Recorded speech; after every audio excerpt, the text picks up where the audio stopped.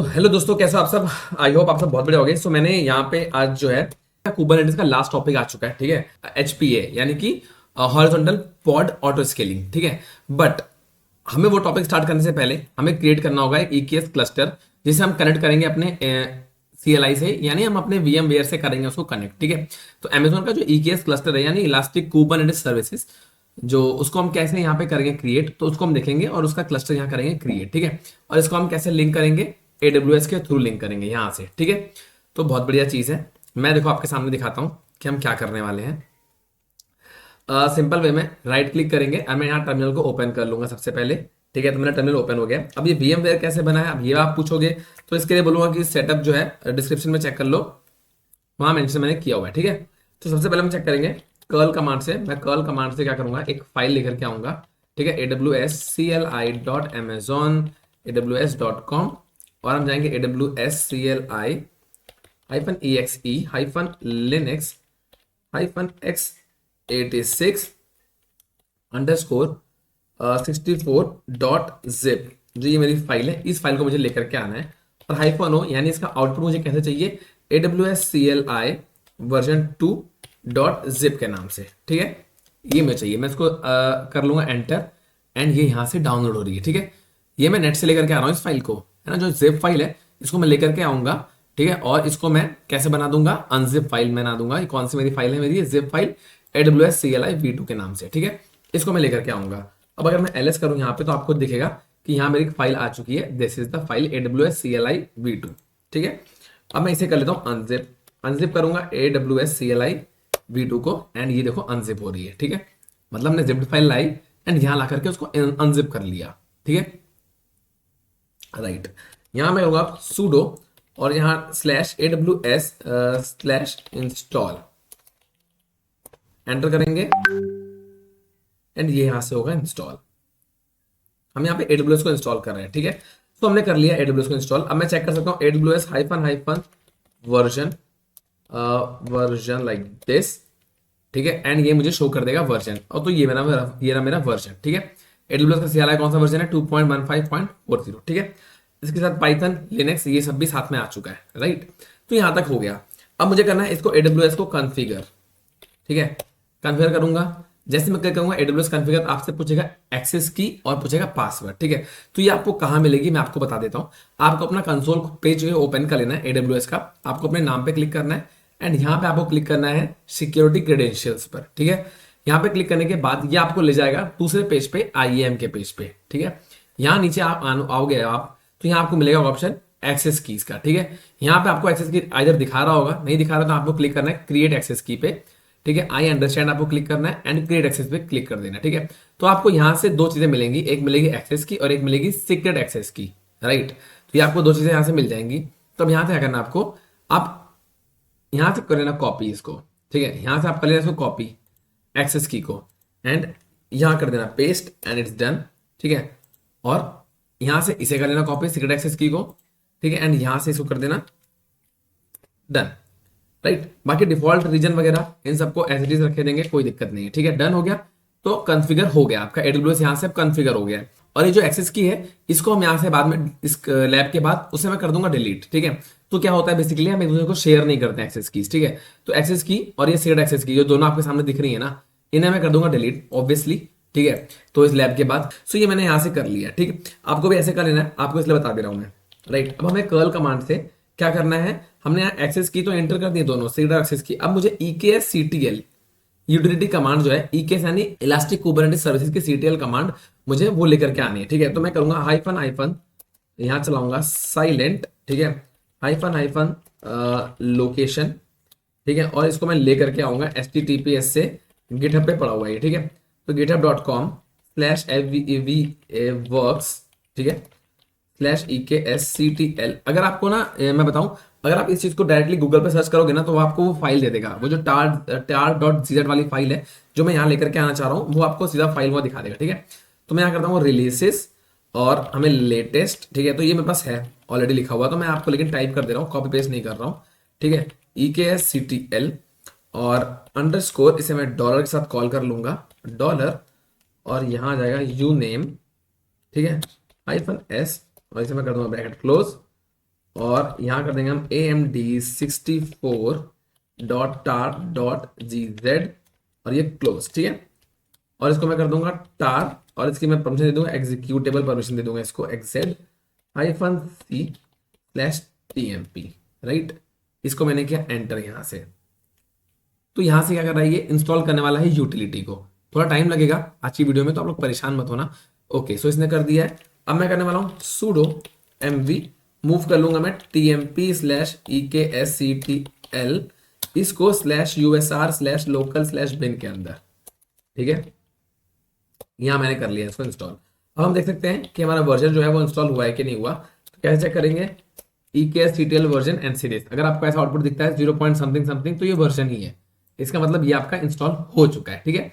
अब इसके बाद आपको एक कमांड जो है वो यहाँ प्रॉपरली वे में टाइप करनी पड़ेगी। थोड़ा सा बड़ा है वो प्रोसीजर, ठीक है, बट मैं आपको यहाँ पे टाइप करके दिखा रहा हूँ। उसमें हम क्या करेंगे, उसमें हमें 3 पैकेजेस जो है वो लेकर के आने हैं, क्यूब एडीएम, क्यूब एलईटी और क्यूब सीटीएल, ठीक है। तो वो कमांड्स हमें रन करने से पहले हमें कुछ चीजें इसमें चेंज करनी है। सबसे पहले तो हमें फायरवॉल इसका डिसेबल करना होगा, ठीक। तो मैं करता हूँ system CTL disable firewall D, ठीक है। और मैं इसे कर दूंगा system CTL stop firewall D. Enter कर दिया मैंने, तो मेरा फायरवॉल स्टॉप हो गया, ठीक है। अब मुझे स्वैप पार्टीशन भी ऑफ करना है। अब ये मैं पूछना स्वैप पार्टीशन क्या होता है, देखो जब मैं फ्री -h करता हूं ना तो हमें दिखता है ये चीज, ठीक है। तो हमें ये ऑफ कर देना है यहाँ से स्वैप पार्टीशन को। तो मैं यहाँ कर दूंगा स्वैप ऑफ -a, ठीक है, sed-i, यहाँ से कर दूंगा मैं स्वैप -d, राइट। और मैं इसके अंदर ले लूंगा एक और चीज /etc/fs टैब। एंटर किया, डन, ये हो गया। ओके, सो अब हमें क्या करना है, अब मैं आपको दिखाऊंगा चेंज होता है। ये देखो फ्री -h करूंगा ना, 000 आ गया, ठीक है। अब मैं करूंगा सेटन फोर्स तो 0, ठीक है। ये मैंने करा सेटन फोर्स 0 और मैं कर दूंगा sed-i, ठीक है, हाइफन फॉलो -sym लिंक्स, ठीक है। और मैं इसे कर दूंगा -s, और ये एस से लिनक्स होता है जो कि मतलब बहुत ज्यादा प्रॉब्लम क्रिएट करता है, तो हम लोग इसको ऑफ रखते हैं, ठीक है। ये करता है ना, मतलब अब कोई भी चीज बनाओगे ना तो ये पूछेगा कि क्यों बना रहे हो, मतलब डिटेल में बहुत नाटक है इसका, तो मतलब बहुत सिक्योर है ये। बट अब क्योंकि यार हर चीज के लिए वन जवाब देता है ना, ऐसे आपसे कोई बोले कि आप बाहर कहीं निकलोगे बता के निकलोगे, अरे यार पानी पीने जा रहे हैं तो भी बता के जाएंगे, है ना, कुछ भी करने जा रहे हैं तो बता, मतलब हर चीज कौन बताता है कि उठे हो क्यों उठे हो, ठीक है। तो ऐसे ही ये भी करता है थोड़ा सा, तो इसको हम लोग सब लोग डिसेबल रखते हैं, ठीक है। तो इसको मैंने यहाँ फिलहाल कर दिया डिसेबल, ठीक, परमानेंटली। आप इसको चेक भी कर सकते हो /etc/sysconfig के अंदर। इसको मैंने ये वाली चीज तब करी थी जब हमने कंटेनर डी के थ्रू सेटअप क्रिएट किया था, ठीक है। सो इसको मैंने यहाँ देखो आप चेक कर सकते हो, ठीक, यहाँ से को डिसेबल लिख के आ रहा है, लिनक्स डिसेबल, ठीक है। ये मैंने कर दिया। अब हम एक चीज और करेंगे /etc/sysctl.d/kubernetes.conf के अंदर जाएंगे एंड यहाँ पे मुझे 2 चीजें ऐड करनी है। एक होती है नेट डॉट ब्रिज, इसका मुझे मतलब सीरियसली मुझे भी नहीं मालूम है, बट ये मुझे करना पड़ता है, ठीक है। सो इसको मैं कर देता हूँ, आप लोग भी इसका मतलब मत ही जानो, बस इसको पता, इतना पता होना चाहिए कि ये होना चाहिए बस, ठीक है। कुछ चीज़ें यार होती है ना जो मतलब मुझे पता है कि यार ये होनी होती है, अब क्या है कैसे, इतना डिटेल मुझे नहीं पता इसका, ठीक है। बट हाँ ये मुझे यहाँ पता है कि डालना होता है, तो मैं इसको डाल देता हूँ। इसको पेस्ट कर देंगे यहाँ पे, और यहाँ भी कर दूंगा मैं NET ब्रिज कॉल। यहाँ पे IP6 था, इसको मैं नॉर्मल IP कर दूंगा लाइक दिस, ठीक है। और एस्केप शिफ्ट को मैं काम करके हम आ जाएंगे बाहर।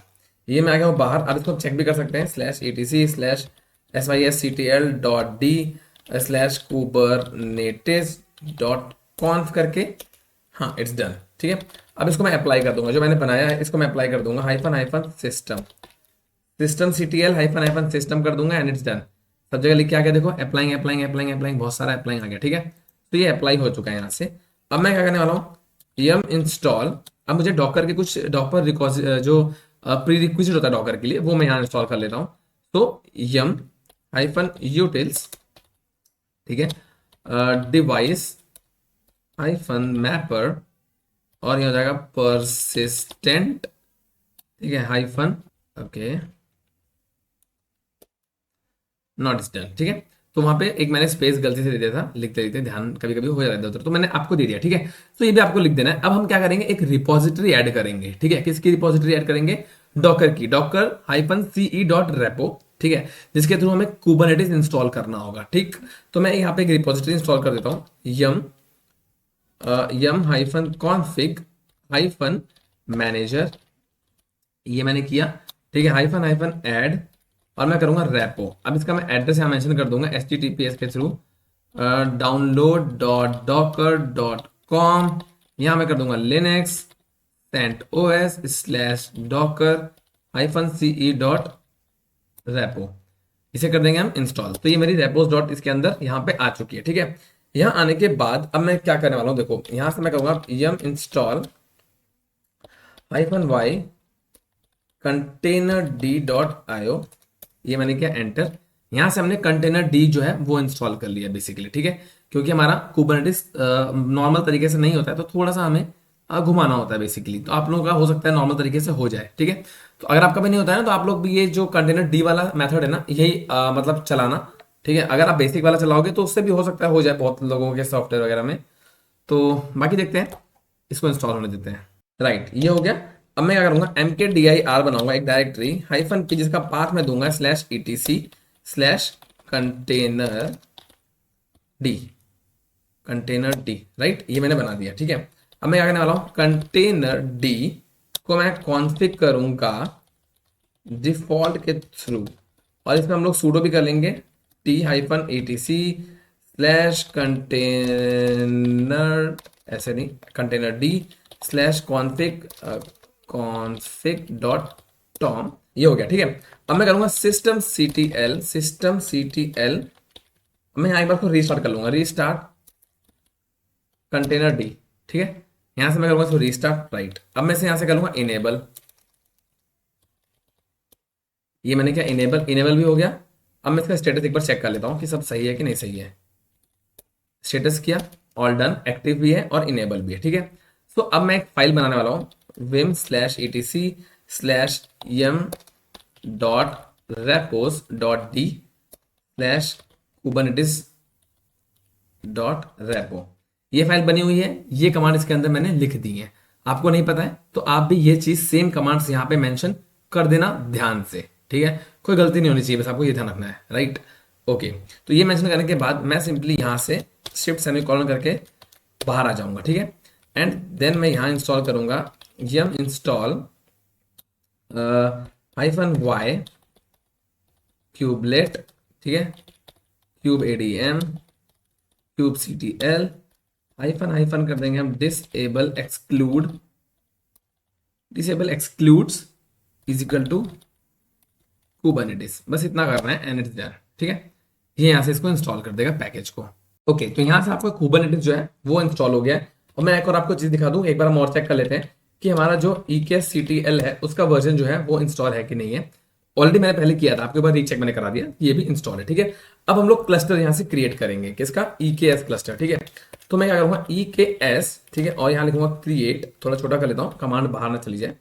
ठीक है, और यहाँ रहा क्लस्टर हाइफन नेम, क्लस्टर का नाम देता हूँ क्लाउड कंटेनर। ठीक है, ये मैंने दिया क्लाउड कंटेनर -EKS हाइफन दिया मैंने नोड टाइप। ठीक है, और टाइप क्या है इसका t2.small, ये मैं दूंगा अपने उसका टाइप। ठीक है, और रीजन मैं कहाँ पे बनाने वाला हूँ, AP-South 1, ये कहाँ का है, मुंबई का रीजन है। ठीक है, एंटर करूंगा। ओके, सो इसने बोला EKS command not found, just because की EKS नहीं कोई कमांड होती है, EKSCTL होती है कमांड। ठीक है, EKSCTL कमांड।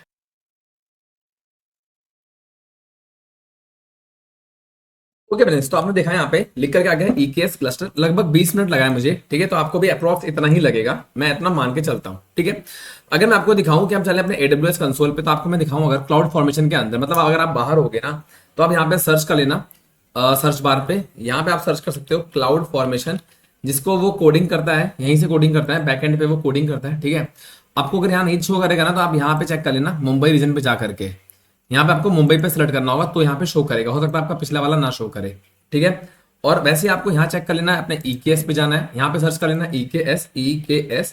ठीक है, और आपको यहाँ क्लिक करना है इलास्टिक कुबरनेटिस सर्विस पे।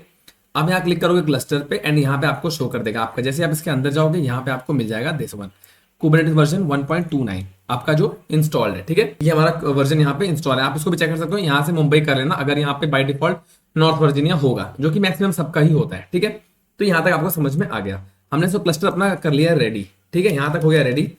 अब मैं आपको दिखाता हूं, अगर मैं करूं यहाँ पे kubectl गेट नोड्स, ठीक है, अगर हम ऐसे चेक करें आपको दिख गया कि हमारे दो यहाँ पे रन कर रहे हैं। ठीक है, तो हमें इन दोनों को इसी तरीके से यहाँ पे रन करवाना है।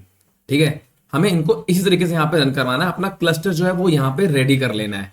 राइट, तो आपको पता होना चाहिए कि क्लस्टर कैसे रेडी होता है। तो क्लस्टर ऐसे रेडी होता है। क्लस्टर हमने यहाँ कर लिया है रेडी। ठीक है, अब मुझे अगर क्लस्टर करना होता है डिलीट, ठीक है, अगर मुझे यहाँ से क्लस्टर करना होगा डिलीट, तो मैं कमांड टाइप करूंगा EKSCTL delete cluster hyphen name. ठीक है, और क्लस्टर का नाम मैंने रखा था, एक बार हम चेक कर लेते हैं। क्लस्टर का नाम है क्लाउड टेक बर्नर -EKS। ठीक है, तो क्लाउड टेक बर्नर -EKS। ठीक है, और रीजन मुझे मेंशन कर देना है अपना वाला AP-South 1। ठीक है, मुझे बस ये कमांड रन कर देनी है एंड मेरा जो क्लस्टर है वो डिलीट हो जाएगा।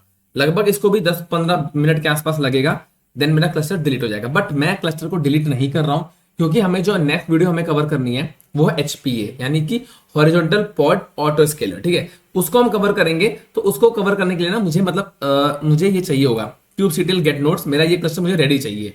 ठीक है, मैं डिलीट कर दूंगा ना, जितना मैंने आज काम किया ना मुझे वो सारा फिर से कल करना पड़ेगा। राइट, तो मैं इसको करूंगा नहीं डिलीट, तो मुझे फर्क नहीं पड़ता। आप लोग भी टेंशन मत लेना। ठीक है, सो आप लोग भी इसको यूज कर सकते हो। हाँ, चार्ज पड़ेगा मुझे पता है, बट थोड़ा सा मैनेज करना पड़ता है ना।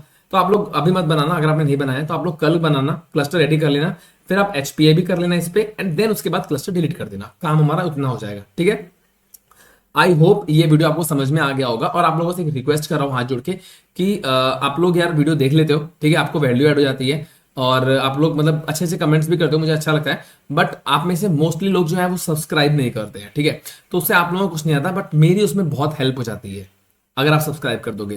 तो आप लोगों से रिक्वेस्ट है कि प्लीज प्लीज प्लीज आप लोग सब्सक्राइब कर दो, अगर आपने सब्सक्राइब नहीं किया अब तक। ठीक है, चैनल पे नए हो तो सब्सक्राइब कर दो, पुराने हो तो एक लाइक कर दो, एक प्यारा सा कमेंट कर सकते हो, और दिल से मुझे बहुत अच्छा लगता है। बाकी हम मिलेंगे नेक्स्ट वीडियो के लिए। बाय बाय, अपना ध्यान रखना, अपनी तमन्ना रखना। सी यू नेक्स्ट टाइम।